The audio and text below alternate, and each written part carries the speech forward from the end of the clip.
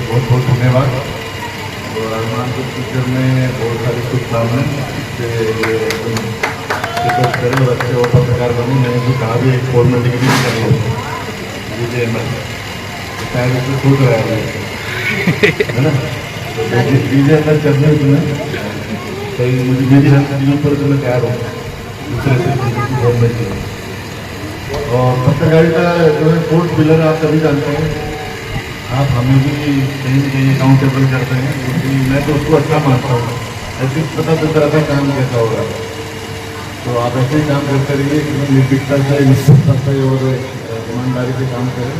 और हमारे north east जिले में जितनी भी बुराइयाँ हैं और जितने भी कोई गलत काम हो रहे हैं उसको उजागर किए। ऐसे जो अच्छे काम हो रहे हैं उनको भी आप जो है प्रमोट करना, इससे हमें भी मनोबल मिलता रहेगा। और जो बुराई करने वाले लोग छुपते रहेंगे आपको। मुझे पता है कि आप लोग आगे हो तो खबर पहुँच जाएगा।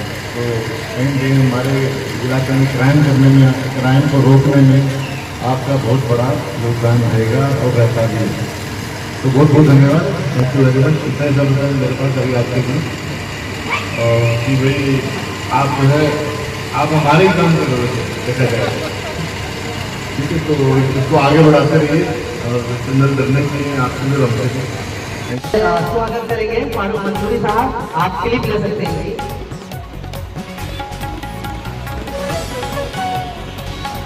होना चाहिए और मैं कहूँ तो कोई गलत नहीं होगा।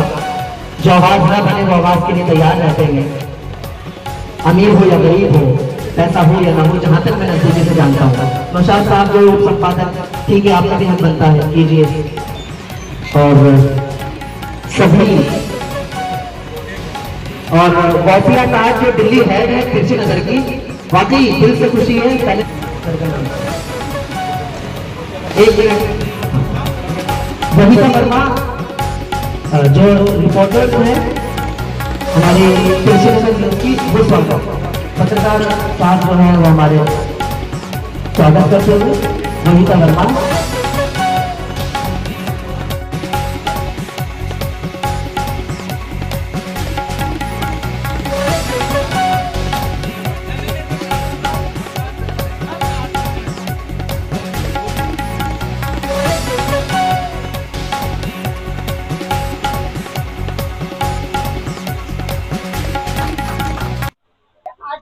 जो आपका रहा ये किस वजह से रहा? मैडम एक्चुअली हमारा तिरछी नगर, जो आप भी वाकिफ हैं, जो ऑफिस है इसका ऑफिस अभी तक जिला ऑफिस नहीं हुआ करता था।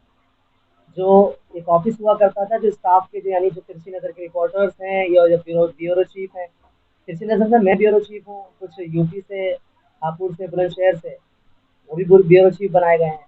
जरूरत पड़ा करती थी तो श्री राम कॉलोनी उनको जाना पड़ता था, जो खजूरी फास में कराई जाती है। और अगर मैं अपनी बात करूं तो इस चैनल से मुझे नॉर्थ ईस्ट का एरिया मिला हुआ है। हालांकि मैं कहीं भी जा सकता हूं, जो मेरे संपादक की ओर से मामला, मेरी तरफ से पूरी परमिशन है। लेकिन ज़्यादातर जो केसेस हैं, जो मेरा क्षेत्र अपना है, जो मामलात हैं, सबसे ज़्यादा नॉर्थ ईस्ट को मैं देखता हूँ। तो इसके चलते हम लोगों के स्टाफ में, संपादक फारूक मंसूरी के बीच में एक विचार बनता है कि कहीं ना कहीं एक तो ज़िला ऑफिस होना चाहिए, ताकि जो नॉर्थ ईस्ट में हमारे अलावा, ये नहीं है कि तिरछी नगर वाले, कोई भी पत्रकार अगर नॉर्थ ईस्ट के हमारे बीच के लोग आते हैं तो वो प्रॉब्लम में आते हैं, परेशानी होती है, गर्मी की शिद्दत है, कहीं ना कहीं थकावटें हो जाती हैं, तो वो परेशान से होते हैं। अगर आसपास की नॉर्थ ईस्ट में अगर कोई खबर करता है, सीलमपुर, जाफराबाद, गोकलपुरी और शाहदरा, ये तमाम एरिया में अगर कोई खबर करता है तो वो ज़रूर अपने आप को आराम देने के लिए, अपने आप को सुकून देने के लिए वो इस ऑफिस में आ भी सकता है। और ऑफिस का एक मतलब ये भी बनता है कि कुछ ज़्यादा काम ऑफिस में हो जाते हैं जो फील्ड में नहीं हो पाते। फील्ड के काम फील्ड में होते हैं, ऑफिस के काम ऑफिस में होते हैं। आपके हेड ऑफिस के अलावा ही आपने जो है आज जिला कार्यालय का उद्घाटन जी किया। मैम। आपके खुसूसी इसमें कौन कौन से मेहमान यहाँ पे शामिल हुए थे? तकरीबन अगर मैं पत्रकारों की बात करूं तो आप भी वाकिफ हैं, आप खुद यहाँ हमारे गेस्ट बन के आई हैं, रानी खान जी। अलावा बुलंदशहर, हापुड़ से और मुस्तफाबाद, जो नॉर्थ ईस्ट के दिल्ली के एरिए हैं, बल्ली मारान, कूचा पंडित और कुछ लोग किसी वजह से नहीं आ पाए, लेकिन ज़्यादातर आए हैं। और अगर मैं पद या अधिकारियों की बात करूं तो एडिशनल डीसीपी संदीप लांबा यहाँ पहुंचे, सेकंड स्थानीय एसएचओ पंकज कुमार यहाँ पहुंचे जो सिलमपुर के इंस्पेक्टर हैं, और यहाँ के बीट ऑफिसर भी पहुंचे। टीआई साहब जो भजनपुरा लगते हैं वो उनकी तबीयत की वजह से वो नहीं आ पाए, लेकिन फिलहाल कहीं ना कहीं ऑफिसर्स भी पहुंचे और हमारे सभी पत्रकार भी पहुंचे। पत्रकारों को और ऑफिसर्स को बुलाने का मकसद सिर्फ ये था कि पत्रकारों का आखिर क्या रोल रहता है, पत्रकार कितनी मुश्किलों में अपने काम को अंजाम देता है, कितनी मुश्किलों का सामना भी उनको करना पड़ता है, ये तमाम चीजें साझा करने के लिए, सामने लाने के लिए। और पुलिस की अगर हम बात करें, दिल्ली पुलिस स्मार्ट पुलिस, सबसे तेज पुलिस कही और बताई जाती है, वाकई ऐसा है भी। तो उनका भी रोल और पत्रकारों का रोल हमने आज साझा किया है इस प्रोग्राम के जरिए। और आप लोगों के आने पर यहाँ एक कार्यालय का, जिला ऑफिस का हमने उद्घाटन भी किया है। सर जैसे कि ये सीलमपुर क्षेत्र है और ये जिस क्षेत्र में आपने आज ऑफिस खोला है ये सेंसिटिव क्षेत्र माना जाता है, तो क्या कोई खास उद्देश्य रहा है इस क्षेत्र में आपको ऑफिस बनाने का? कह सकती हैं कि सेंसिटिव एरिया होता है, लेकिन आपके और हमारी नजर अगर इस सेंसिटिव जैसे एरिया में रहे तो मुझे लगता है कहीं ना कहीं बदलाव आ सकता है। मंसूरी जी,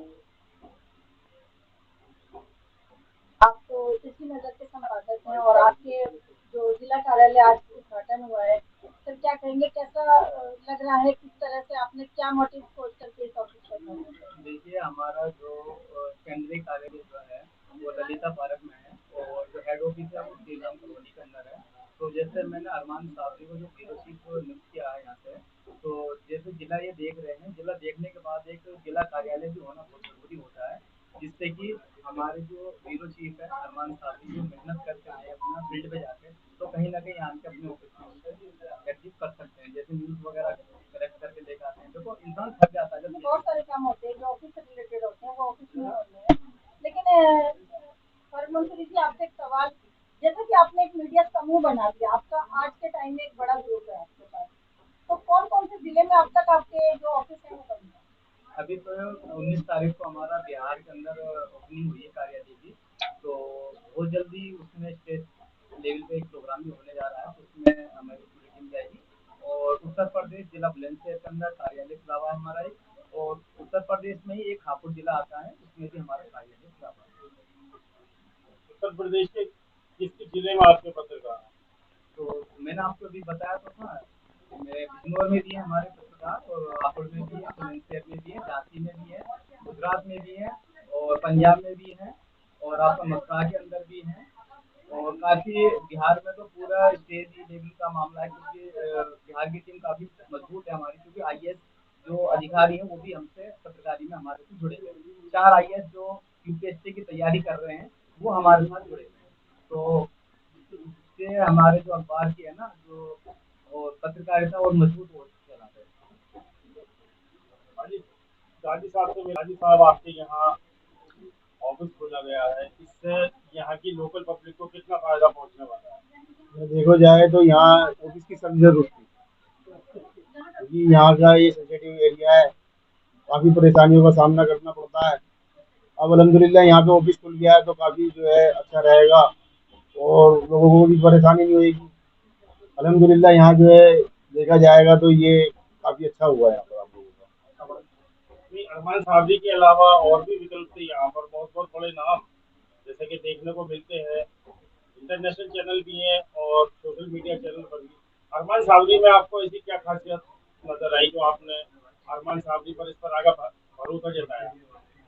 अरमान साहबरी मैंने ये देखा है कि अगर इन्होंने न्यूज़ दी है तो इन्होंने दूध का दूध और पानी का पानी किया है, कहीं डर के कहीं दब के किसी से ये रहे नहीं है, जो सच्चाई है वो सच्चाई इन्होंने दिखाई है।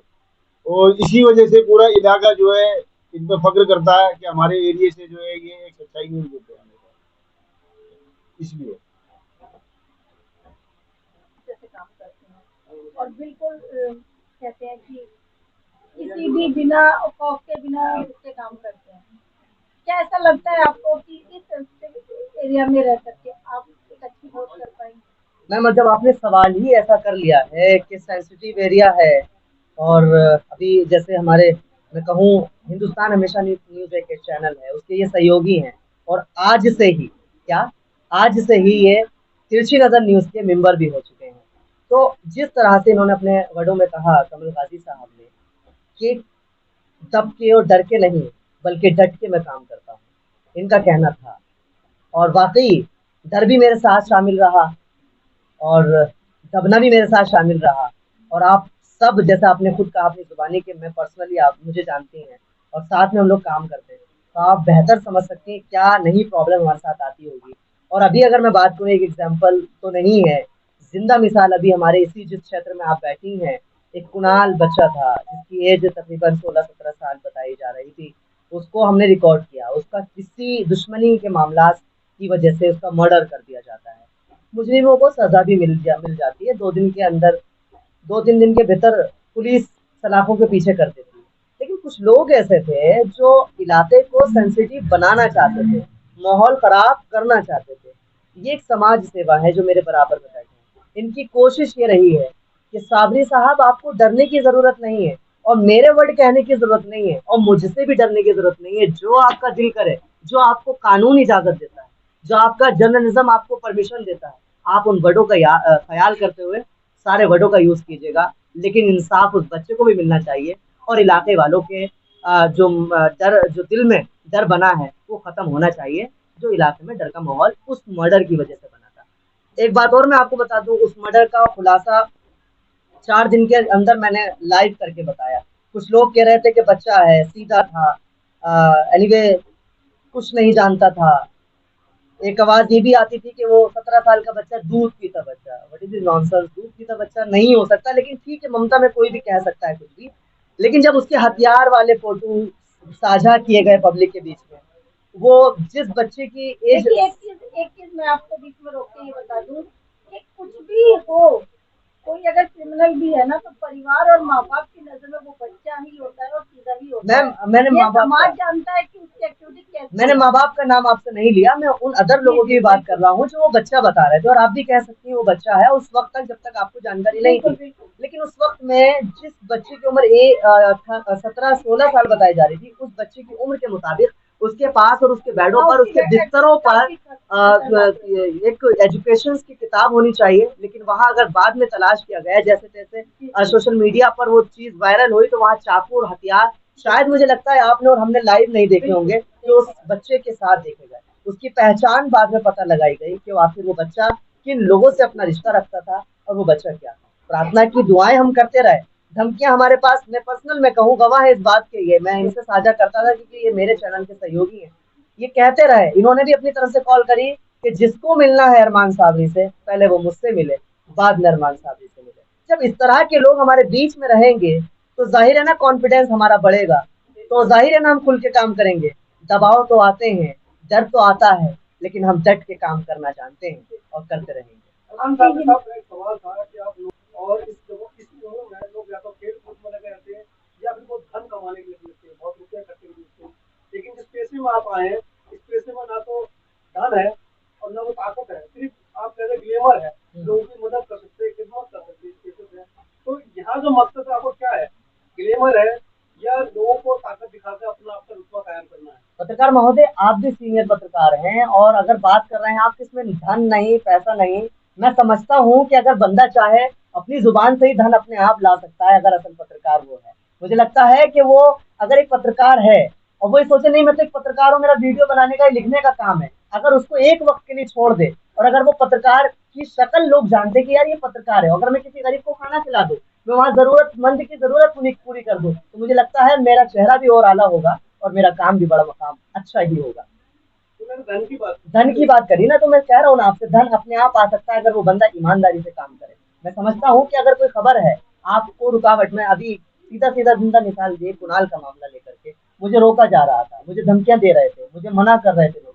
हिंद की आवाज एनसीएफ से एक इमरान साहब है, ये भी यहाँ कंटिन्यू लेकर आए, इनको सब पता था क्योंकि लोकल के हैं। लेकिन फिर भी हमने अपनी तरफ से पूरी कोशिश करी, खबर को दिखाना है और लोगों को बताना है। तो यही मेरी कोशिश है कि खबर कोई सी भी हो, सच्चाई सामने आनी चाहिए और धन की तरफ नजर नहीं बल्कि खबर की तरफ नजर होनी चाहिए। जो कमल कमल गांधी जी, मेरा एक सवाल आपसे ये है, भागलपुर जिला उपाध्यक्ष बने हैं आप, कांग्रेस के नेता के रूप में उभर कर आए हैं। आज आपने यहाँ पर एक तिरछी नजर नाम से जो काफी मशहूर है, उसका यहाँ उद्घाटन में आप शरीक हुए हैं, क्या मकसद है आपका? देखिए, मैं आपको बताता हूँ कि मेरे परिवार ने देश के लिए कुर्बानी दी है, मेरे परदादा ने देश के लिए शहादत दी है। मेरे वालिद ने ये जो है पूरा इलाका जो है सेंसिटिव एरिया शुरू से रहा है। पहले भी मेरे वालिद ने यहाँ कब्रिस्तान पे भी मेहनत करके कब्रिस्तान अपना बनाया है, शिव मंदिर बनाया है, मस्जिद बनाई है, जामा मस्जिद, ईदगाह के लिए इंदिरा गांधी जी से भी जगह ली है। और हमारे पूरे परिवार ने देश की सेवा की है। तो आज अल्हम्दुलिल्लाह देखा जाए तो वही प्यार मोहब्बत मेरे को मिल रहा है, उनका जो है सिला मेरे साथ है। जैसा कि आप एक राजनीति में उतर आए हैं और बड़े नेताओं में आपकी गिनती भी आती है, तो तिरछी नजर जो है आपके पक्ष में दिखाएगा या विपक्ष में दिखाएगा? देखिए, मुझे तिरछी नजर से उम्मीद है और तमाम मीडिया से उम्मीद है, अगर मैं गलत हूँ तो अगर ये देश की सेवा कर रहे हैं तो मुझे गलत बताएं, और ये देश की सेवा कर रहे हैं और मैं सही हूँ तो मुझे सही बताएं। सर, ये जो अपने न्यूज़पेपर का ऑफिस खोलने का जो आपने मतलब इरादा किया, ये कुणाल मर्डर के बाद से किया या पहले से कोई आपके पास? नहीं, ये कोई मेरा ये इरादा नहीं था। देखिए, ये जो है मैं आपको एक बात बताता हूँ कि मीडिया जो है एक वो चीज है कि सच को सामने लाती है और देश की सेवा करती है। घरों में बैठे बैठे हमारे पास जो खबरें होती है वो घरों में बैठे बैठे देती है। इसके लिए जितना मीडिया कुर्बानी देती है, अपने बच्चों को छोड़ती है, रात को उठ के भागती है, अपने छोटे छोटे बच्चों को भी छोड़ के बेचारे चलते हैं मीडिया वाले, रातों को ठंड में भी गर्मियों में भी, ये सब चीजों में मीडिया भागती है।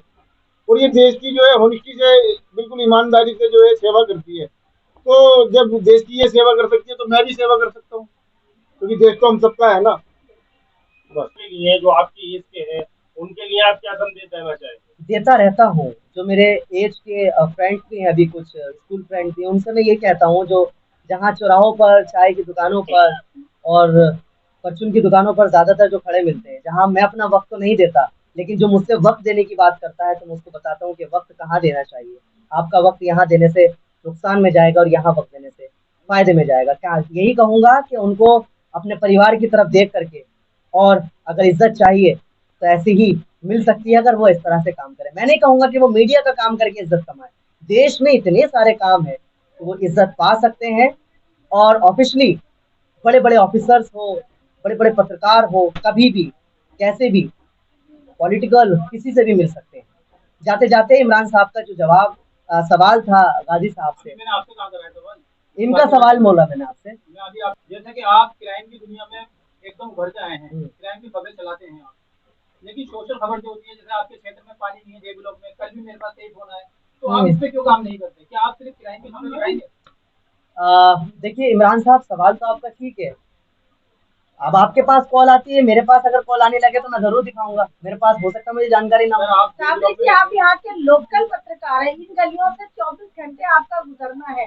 हाँ, ये तो ठीक है, लेकिन मुझे जो चीज नजर आती है, मैं उस खबर को ये नहीं समझता कि खबर दिखाने से काम होगा। मैंने अभी स्पीच में भी कहा, मैं वो काम ऐसे भी करवा देता हूँ ना, अगर मेरे जरिए काम हो रहा है तो।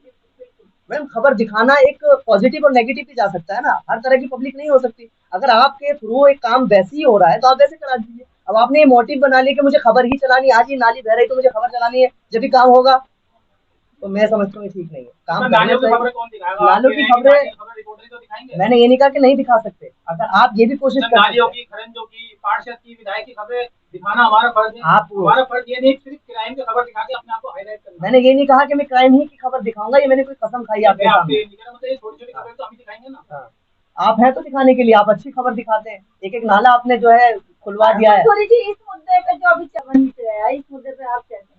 मैं तो यही कहूंगा, देखो, पत्रकार ना तो छोटा होता ना बड़ा होता, जिसको खबर की पता लगे उसको खबर करे, और करने के साथ उसको उसकी आवाज उठाए, जिससे कि उसके चैनल के माध्यम से क्या पता उसकी समस्या का समाधान हमारी हो खबर जाए। से किसका इसमें फायदा हो? बेसबाजी करने का कोई मुद्दा नहीं होता कि उसको पता नहीं लगी या उसको ये नहीं हुआ।